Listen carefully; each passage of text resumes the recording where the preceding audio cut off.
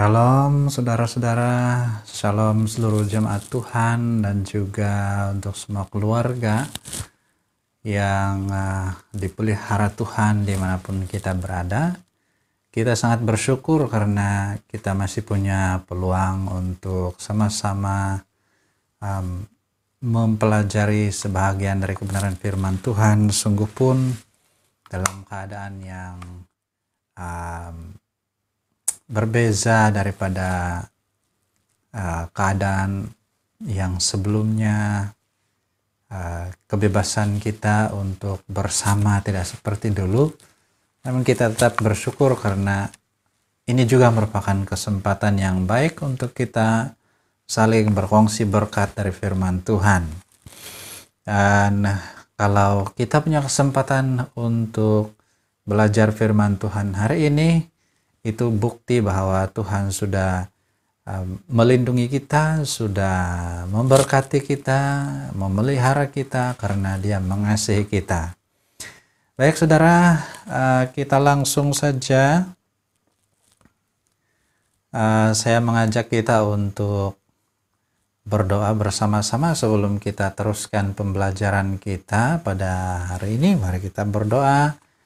Bapa di surga, kami sangat bersyukur karena kami sungguh-sungguh dapat merasakan perlindungan, pemeliharaan Tuhan bagi hidup kami.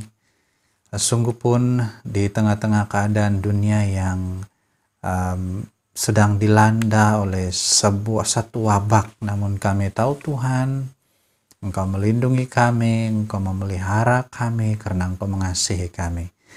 Kami juga bersyukur karena kami masih ada peluang untuk sama-sama mempelajari kebenaran firman Tuhan sebagai tanda bahwa Tuhan sudah memberi peluang ini kepada kami, sehingga di tengah-tengah keadaan yang sukar ini pun kami masih boleh berkongsi berkat, kami masih boleh memberi makanan kepada jiwa kami, kepada rohani kami, sehingga dari situlah kami mendapat kekuatan.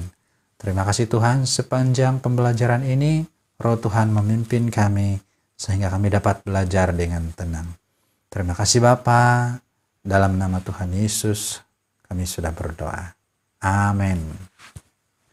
Baiklah saudara, saya mengajak kita bersama-sama melihat pembacaan firman Tuhan yang kita boleh lihat di dalam 1 Tesalonika pasal yang kelima, ayat yang ke-23 dan ayat yang ke-24. Saya baca demikian firman Tuhan. Semoga Allah damai sejahtera menguduskan kamu seluruhnya, dan semoga roh, jiwa, dan tubuhmu terpelihara sempurna dengan tak bercacat pada kedatangan Yesus Kristus Tuhan kita. Ia yang memanggil kamu adalah setia, Ia juga akan menggenapinya. Baik, dari pembacaan ini saya mengajak kita untuk mempelajari satu tema firman Tuhan, yaitu bukti kasih Allah yang besar. Baik, dari pembacaan ini mari saya mengajak kita untuk melihat beberapa bukti kasih Allah dari ayat pembacaan kita sebentar tadi, yang dinyatakan Allah kepada manusia dengan cara yang kreatif dan luar biasa. Kita langsung saja kepada perkara yang pertama, bukti yang pertama, yaitu Dia menguduskan kita seluruhnya. Di dalam ayat yang ke-23 berkata, semoga Allah damai sejahtera menguduskan kamu seluruhnya. Dari ayat ini kita dapat mengetahui bahwa Allah telah bertindak, Allah telah bekerja menguduskan kita seluruhnya. Nah, apa itu menguduskan? Menguduskan itu berarti telah menyucikan. Antara maksud menguduskan adalah telah menyucikan, artinya membersihkan dari segala kotoran-kotoran. agar yang kotor itu dibuang dan hidup kita mengalami pembersihan seperti yang terdapat di dalam Yohanes 15 ayat 3. Kita sudah belajar masa-masa yang lalu ayat ini mengatakan bahwa hidup kita ini dibersihkan karena firman yang telah diucapkan, yang telah dinyatakan oleh Yesus. Dan kepada kita juga Yesus telah memberikan firman secara tertulis, ya, dan kita boleh baca itu dari Alkitab yang kita ada, yang ada di tangan kita, yang ada di almari kita, ada di meja kita, atau di mana saja. Itu Alkitab itu adalah untuk dibaca. Dari situlah kita menerima firman-firman yang akan menyucikan atau membersihkan hidup kita. Baik, menguduskan juga bermaksud memisahkan atau mengasingkan dan memisahkan kita dari kejahatan dan mengkhususkan kita sepenuhnya hanya untuk Allah saja. Nah, perkataan menguduskan ini bukan hanya berarti menyucikan, bukan hanya berarti memisahkan, tetapi juga mengkhususkan. Maksudnya Allah telah melakukan pemisahan dalam hidup kita sehingga kita terpisah dari hal-hal yang jahat, terpisah dari kehidupan kedagingan, serta mengkhususkan kita ini hanya untuk Allah saja. Dan bukan untuk keinginan kita sendiri, bukan untuk roh-roh jahat di dunia ini. Dan Allah telah memelihara, mengambil hidup kita, menjadikan miliknya satu-satunya. Dan inilah karya Allah bagi kita. Perbuatan Allah yang dilakukan oleh Allah bagi kita. Nah, pertanyaannya adalah, mengapa dia melakukannya? Jawabannya adalah karena Allah mengasihi manusia, saya dan saudara, dan ingin memulihkan manusia pada keadaannya yang semula. Sebenarnya kita punya kehidupan ini tidak seperti yang ada sekarang. Manusia ada keadaan hidup yang asal, yang asli, dan menurut catatan Alkitab, keadaan itu adalah keadaan yang indah bersama dengan Tuhan, di dalam perhubungan dengan Tuhan yang sangat baik, yang sangat akrab. Kalau kita dapat baca dalam Kejadian, di situ Adam dan Hawa sebagai manusia pertama dapat bersemuka dengan Tuhan. Tetapi keadaan itu telah dirosakkan oleh dosa, dan karena Allah mengasihi kita, maka Dia mau memulihkan keadaan kita kepada keadaan yang semula, hidup tanpa dosa dan di dalam persekutuan yang baik dengan Allah. Allah ingin bersama dengan manusia lagi, yaitu kerinduan Tuhan, karena manusia itu adalah ciptaan Tuhan. Kita adalah ciptaan Tuhan, dan sebagai pencipta manusia, Dia adalah pemilik hidup kita. Dan bersama dengan saya, bersama dengan saudara, Dia ingin supaya kita hidup bersama dengan Dia di dalam kerajaannya di surga. Nah, saudara, kita langsung kepada yang kedua. Yang kedua, sebagai bukti kasih Allah kepada kita adalah Dia memelihara kita dengan sempurna. Masih dalam ayat yang ke-23, ayat ini berkata, dan semoga roh, jiwa, dan tubuhmu terpelihara sempurna dengan tak bercacat pada kedatangan Yesus Kristus Tuhan kita. Nah, yang kedua, Allah memelihara kita dengan sempurna. Di sini ada satu hal yang sangat luar biasa. Pemeliharaan Allah itu bukan pemeliharaan yang biasa, bukan pemeliharaan yang asal-asal saja, tetapi pemeliharaan Allah adalah pemeliharaan yang sempurna. Apa maksudnya pemeliharaan yang sempurna? Nah, Pemeliharaan yang sempurna itu berarti Allah memperhatikan hidup kita tanpa sedikit pun kelalaian dan tanpa sebarang kesilapan. Itu artinya sempurna. Dia sungguh-sungguh fokus kepada memperhatikan hidup kita.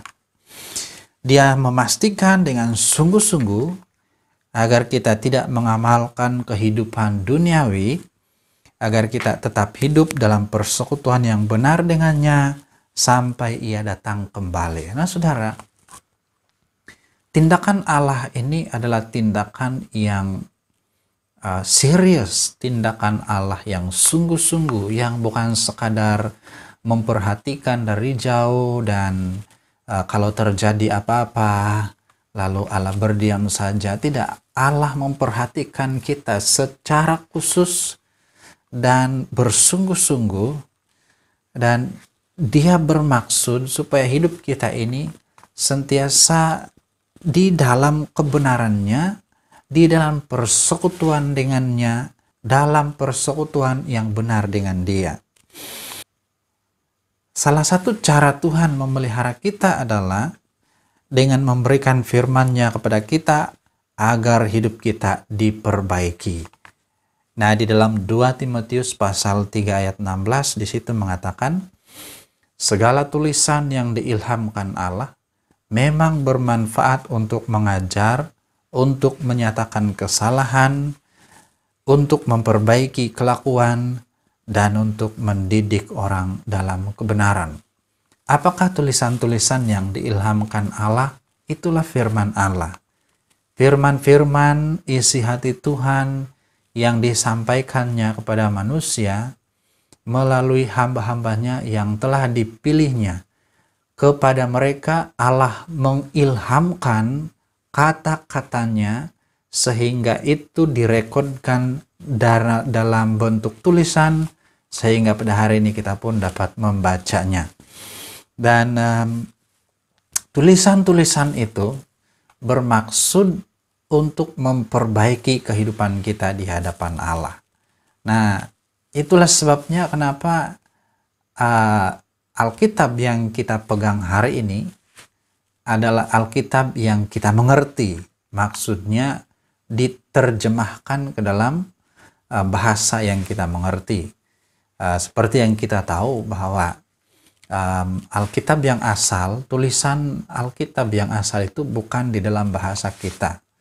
Tetapi karena Allah memimpin orang pada generasi kepada generasi, sehingga ada beberapa orang yang telah mengabdikan dirinya menjadi penterjemah, sehingga pada hari ini kita dapat membaca firman Tuhan di dalam bahasa kita sendiri.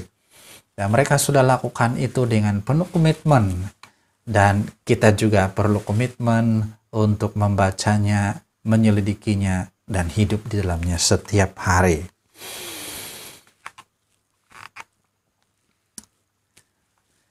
Nah, kalau ada orang yang amalan hidupnya di luar kehendak Tuhan, itu bukan karena Tuhan tidak memperhatikan mereka.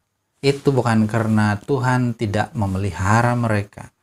Itu bukan karena Tuhan tidak menyatakan kehendak-kehendaknya kepada mereka, melainkan orang itu bertindak untuk hidup di luar kehendak Allah. Nah, walaupun Allah punya kehendak agar manusia itu hidup seturut dengan kehendaknya, namun Tuhan tetap memberi kehendak bebas kepada manusia untuk memilih. Nah, jadi hidup di luar kehendak Tuhan itu bukan akibat dari kelalaian Tuhan untuk melindungi atau memelihara, tetapi itu karena pilihan manusia itu sendiri.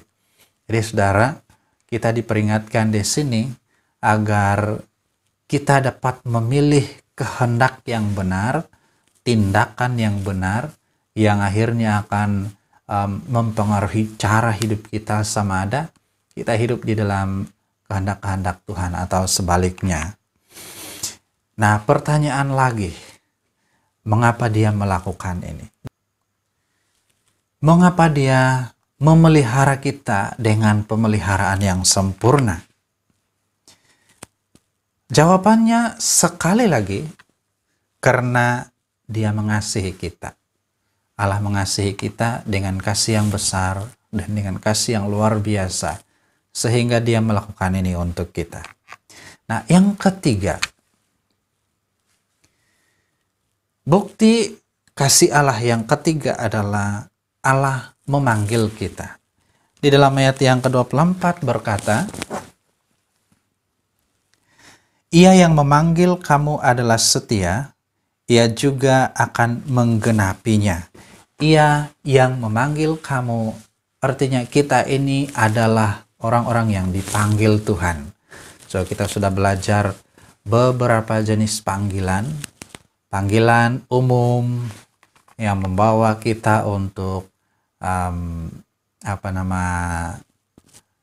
menerima anugerah keselamatan yang dari Tuhan. Panggilan khusus menjadi pelayan Tuhan sepenuh masa, melaksanakan tugasan-tugasan khas atau pelayanan-pelayanan khas yang diberikan oleh Tuhan, dan beberapa panggilan. Nah, kita ini dipanggil oleh Tuhan. Dan panggilan Tuhan yang terakhir tentu sekali panggilan untuk kembali kepada rumah Bapa. Itu juga salah satu panggilan dan tidak perlu ditakuti sebenarnya. Karena panggilan itu adalah panggilan yang terakhir, di mana itu akan membawa kita keluar dari kehidupan yang penuh dengan kesengsaraan, beralih kepada satu kehidupan yang luar biasa indah bersama Tuhan. Nah, namun kadang-kadang memikirkan panggilan terakhir ini merupakan kita gentar dan jantung kita kadang berdegup-degup ya. Nah, ini sebenarnya panggilan yang terakhir ini tidak perlu ditakuti. Nah, biasalah manusia kan, siapa juga yang tidak pernah merasa takut mati. Tetapi sebenarnya panggilan itu adalah panggilan yang istimewa jika kita hidup taat dan setia kepada Tuhan. Nah, Ia yang memanggil kamu adalah setia. Ia juga akan menggenapinya. Nah, Dia memanggil artinya Dia mengajak kita, Dia mengundang kita, Dia mau membawa kita kepadanya. Apa maksudnya Tuhan memanggil kita adalah supaya kita hidup di dalam kebenaran Tuhan. Itulah panggilan. Kita keluar dari kehidupan duniawi yang penuh dengan dosa. Kita keluar dari kehidupan yang terpisah dari Allah. Kemudian bersatu dengan Tuhan di dalam hadirat-Nya dan hidup di dalam kebenaran-kebenaran Tuhan. Itulah maksudnya Tuhan memanggil kita.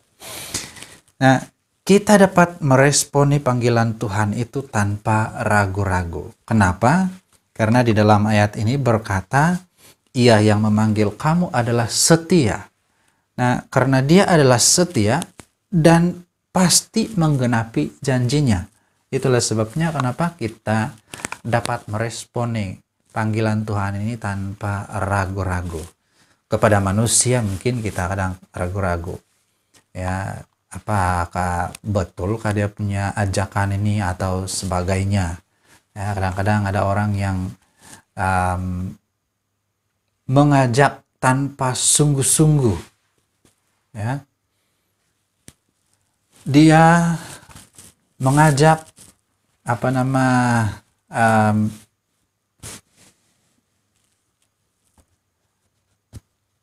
ada kalimat yang mengatakan ajak-ajak ayam. Nah, itu bukan ajakan yang sungguh-sungguh. Itu ajakan yang tidak tahulah main-main kah, sekadar mau mencoba kah, atau kita pun tidak tahulah ya. Tapi ajakan Tuhan ini bukan ajakan yang sekadar mencoba-coba atau sekadar memberi peluang begitu saja, dan kalau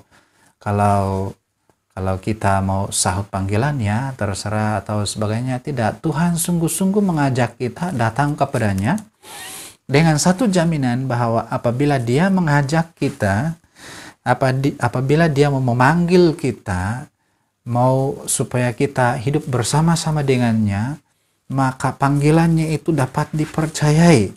Karena perkataan setia ini juga bermaksud dapat dipercayai sehingga kita dapat mempercayainya secara teguh, ya, tanpa ragu-ragu lagi. Nah, itulah sebabnya kenapa kita tidak perlu ragu menyahut panggilan atau meresponi panggilan Tuhan itu kepada kita. Di situ dikatakan dia akan menggenapinya. Apa yang digenapinya? Dia akan menggenapi janji-janjinya. Menggenapi bermaksud melaksanakannya atau melakukannya hingga selesai sepenuhnya. Bukan setengah-setengah. Ya, kita ini kadang-kadang berjanji kita lakukan, tetapi sebelum selesai sepenuhnya, kadang-kadang ada yang tarik diri, ada yang menghentikan tindakannya, bahkan ada yang sebelum melakukan penggenapan kepada janjinya itu sudah tidak melakukan apa-apa lagi. Itu manusia, biasalah manusia kan. Tetapi Tuhan tidak seperti itu. Apabila Tuhan berjanji, dia pasti menggenapinya, maksudnya melakukannya hingga selesai sepenuhnya. Pertanyaan sekali lagi untuk kita, mengapa dia melakukannya? Mengapa dia memanggil kita?